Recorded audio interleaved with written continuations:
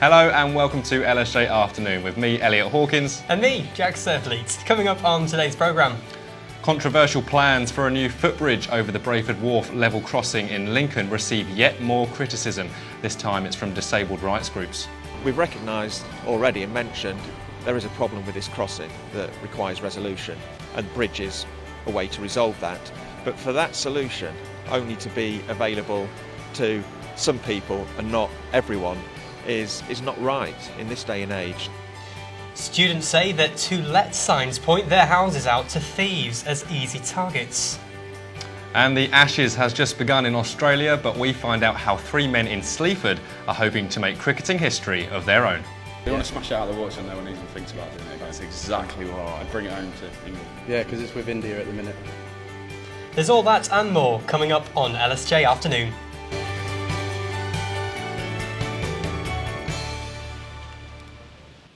Good afternoon. We start with the news that campaigners have criticised a decision to approve plans to build a multi-million-pound footbridge over a railway in Lincoln without disabled access.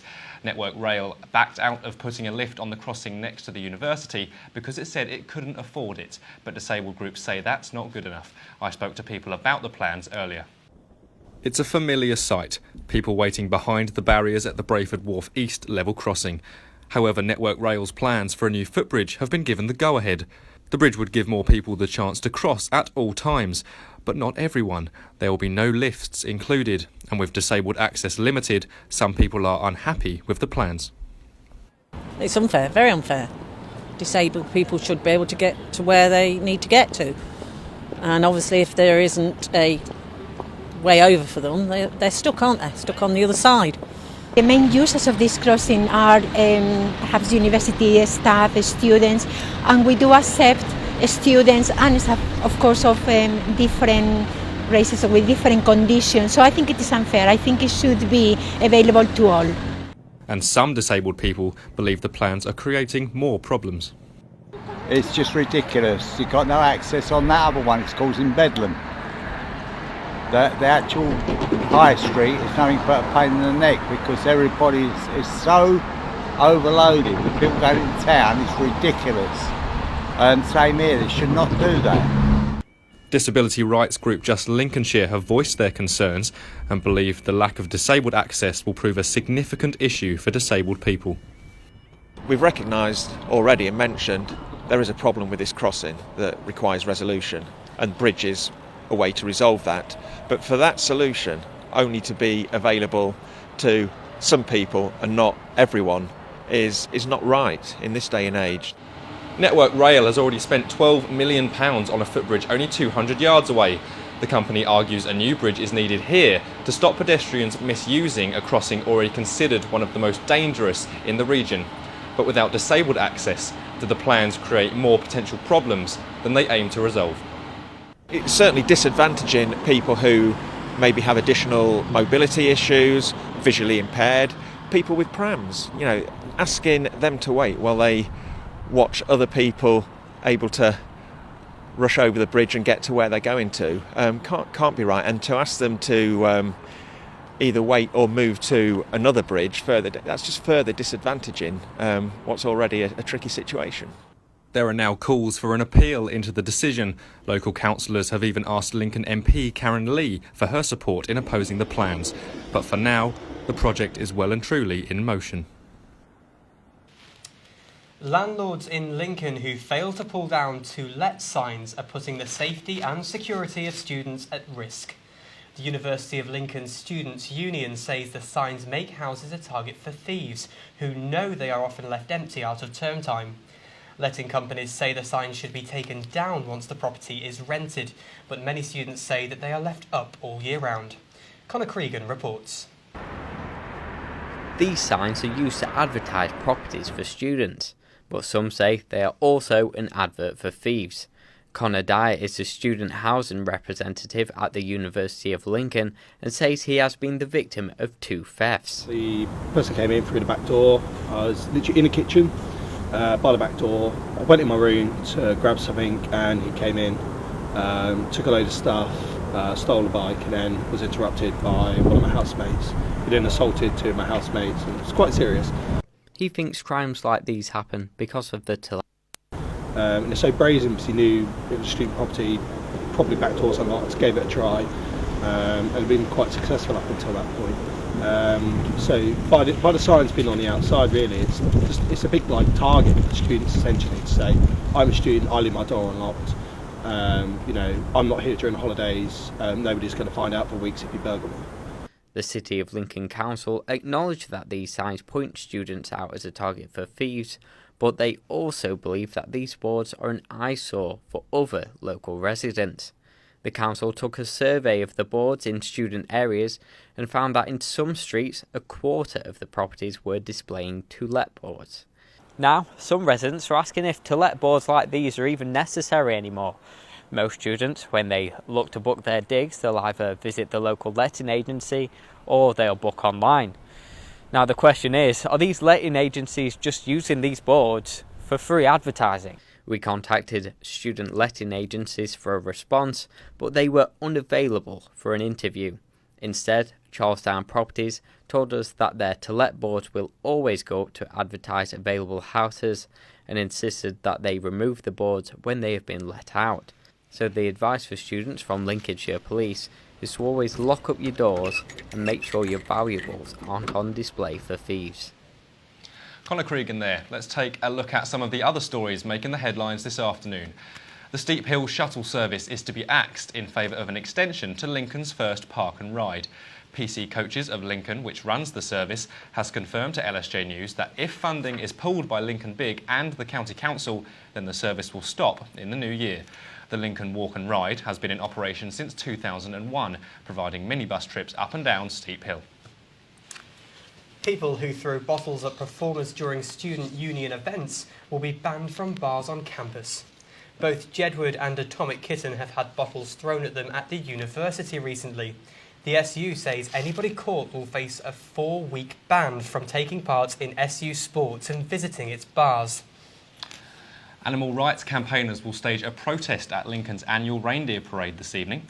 Members of Animal Aid argue the reindeer are being exploited for entertainment, but organisers insist the Cairngorm reindeer herd are domesticated and are used to events like tonight's parade. Chancellor of the Exchequer Philip Hammond announced the budget yesterday. This included many changes that could affect Lincolnshire. Our reporter Tessa Snart has more. Thanks, Jack. One of the biggest areas announced in the budget by the Chancellor is the removal of stamp duty for those buying properties of up to £3,000, which is of course good news for first-time buyers. The lack of housing in Lincolnshire continues to cause problems, and this is in fact one of the reasons why a lot of young people have been leaving the area. But there are a range of measures being put in place to encourage the building of affordable homes, which will hopefully encourage more young people to stay in Lincolnshire. For those of you who aren't aware, Universal Credit replaced 6 benefits, including housing and child tax credits. This was designed to make claiming benefits easier. However, it's been anything but easier for people who have had to wait up to 6 weeks for their first payment, which has caused many problems, including delays in paying rent and a struggle to buy food.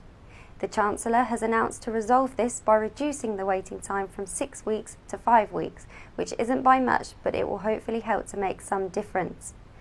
And with Christmas just around the corner, you will be pleased to know there has been little increase announced on beer, cider and spirits, although the cost of a packet of 20 cigarettes has risen by 28 pence. Bad news for smokers. Back to you guys. Thanks, Tessa. Still to come this afternoon. We'll find out more about the effect sport can have on a person's mental health. A restaurant in Lincoln is setting its customers a rather meaty challenge. We'll explain more later. And I'll be making sure Christmas comes early to LSJ Afternoon. I can't wait for that bit. No, I can't.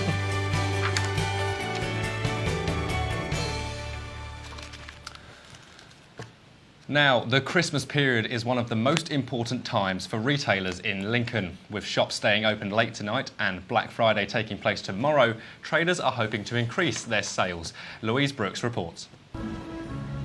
The festive season is just around the corner and it's time to begin Christmas shopping.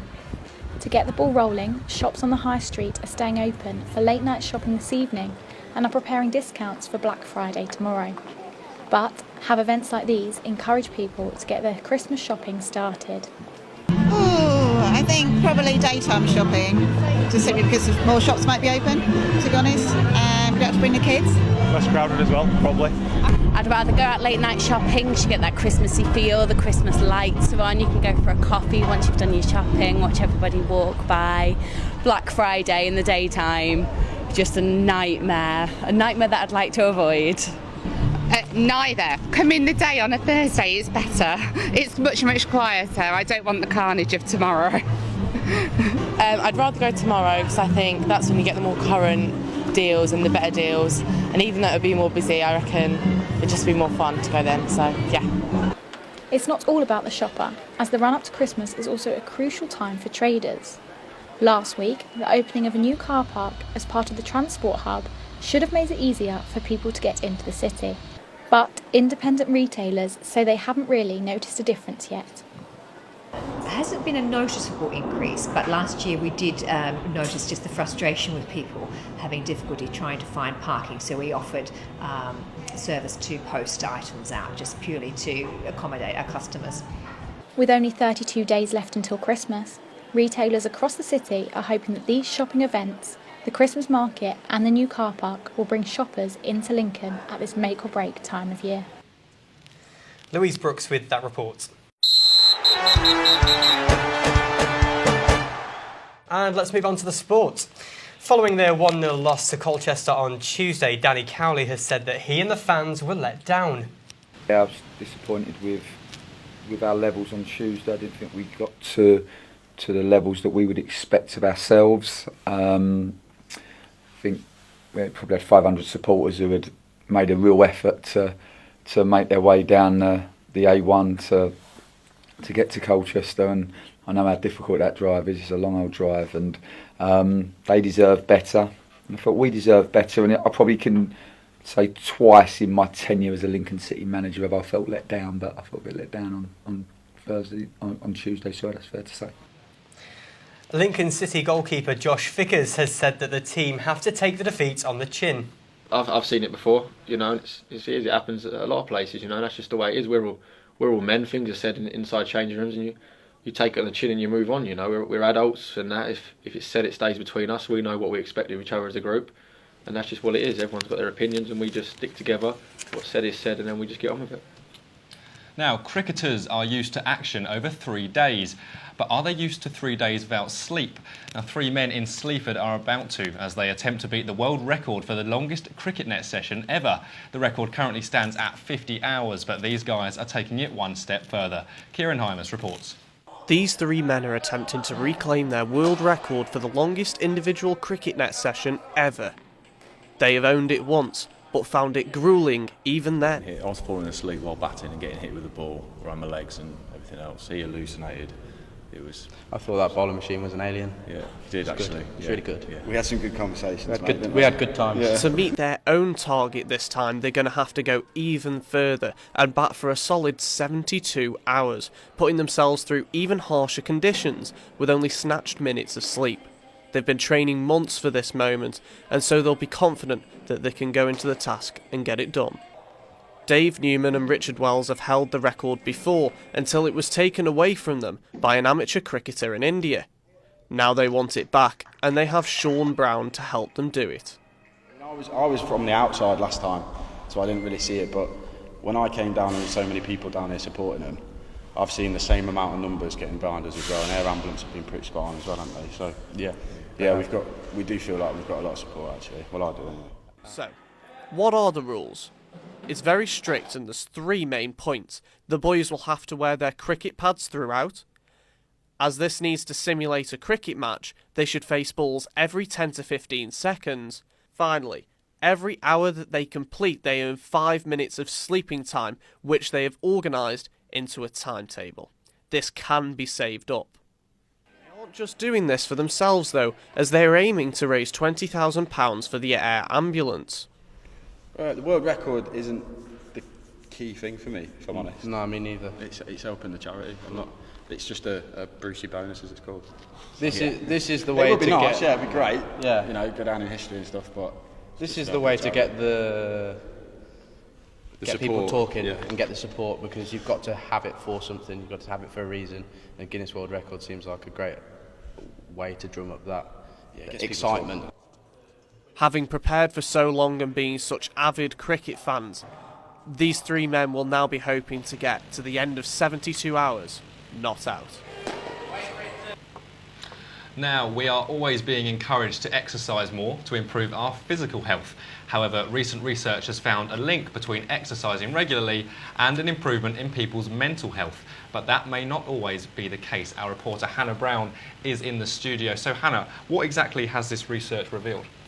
Well, it's shown that people who exercise, say, about 1.3 days every week, have shown an improvement in their mental health, from feeling more resilient to just feeling more able to cope with the stress of daily life, and which is really good. And they've done a variety of sports: football, jogging, basketball, boxing, even just walking, showing it doesn't take a lot. You can just go for a stroll, and doing that regularly, it's showing that that will help your mental health.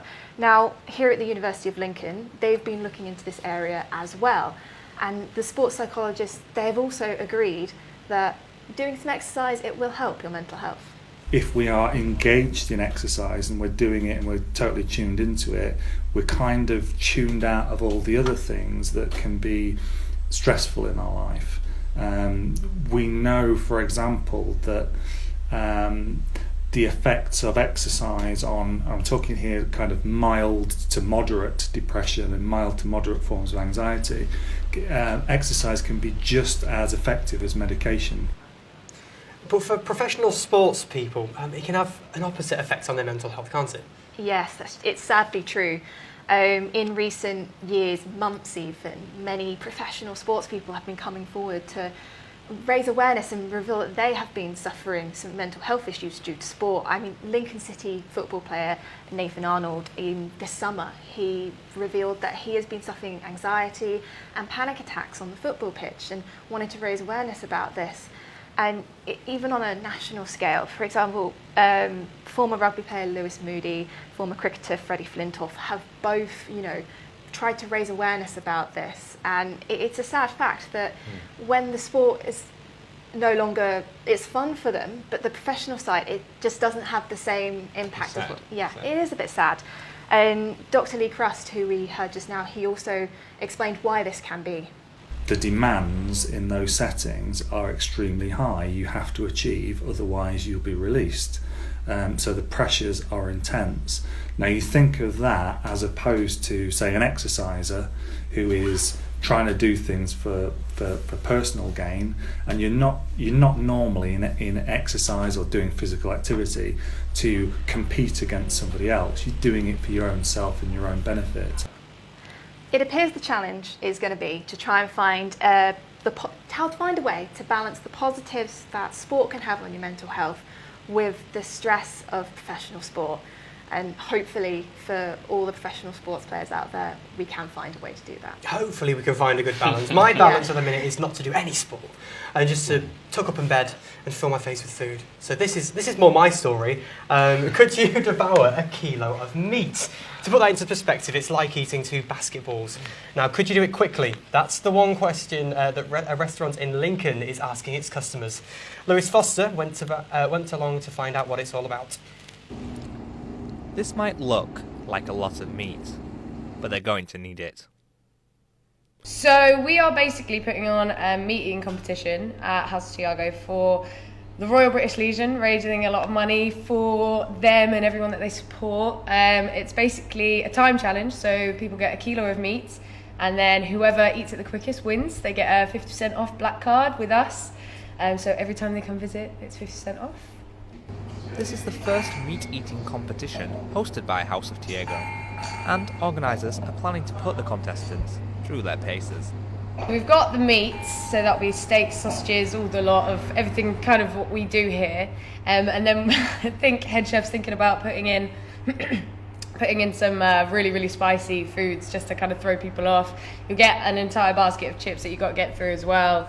You can dip sauces in, you can have whatever you like, you just got to make sure you get all of it gone. This is a charity event, and all the money raised by the contest and by the raffle will be going straight to the Royal British Legion. And it's not just a challenge for the contestants. Spare a thought for the chefs, hard at work in the kitchen. Mainly focuses around planning, so again the day before, 2 days before, we'll sit down as a team, we'll come up with a plan, we'll cook a kilo of meat off, and we'll see what it looks like, get the cook times, and then from that we'll develop a plan, who's going to cook what in what sections of the kitchen, and we'll go from there. So if you're in the mood for some meat, head on down to House of Tiago this Tuesday night, and make sure to come with an empty stomach if you want a shot at that grand prize. Lewis Foster, LSJ News, Lincoln. Now it's starting to feel rather chilly in Lincoln as Christmas approaches. Here's Louise Brooks with your weather.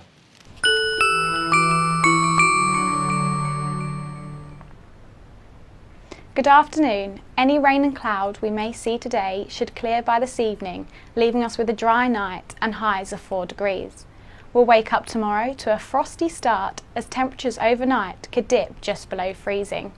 Tomorrow will be a dry but chilly day across the region with highs of 6 degrees.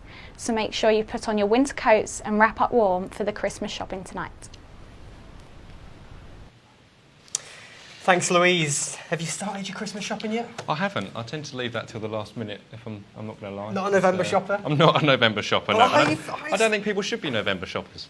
Like, why should you get everything planned in November when you've got a whole month pretty much to do it before Christmas? I knew you'd say that. So I've bought you some presents myself. Yes, I promised that I would bring Christmas early, and here it is. Oh, wow. Look at that! Wow. Have I got to put it on? Yeah, stick it on. Are you feeling festive? Yeah, a little bit.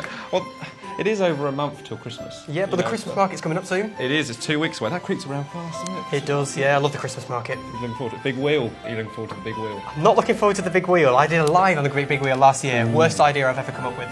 You're not a fan of heights? No, it turns out the big wheel is actually big. It's rather big. Yeah, who would have thought it? Well, that's all we've got time for this afternoon. Keep up to date with the latest news in Lincoln on our Twitter at LSJ Tweets, or find us on Facebook. Taking that off. We'll be back at the same time next week. See you then.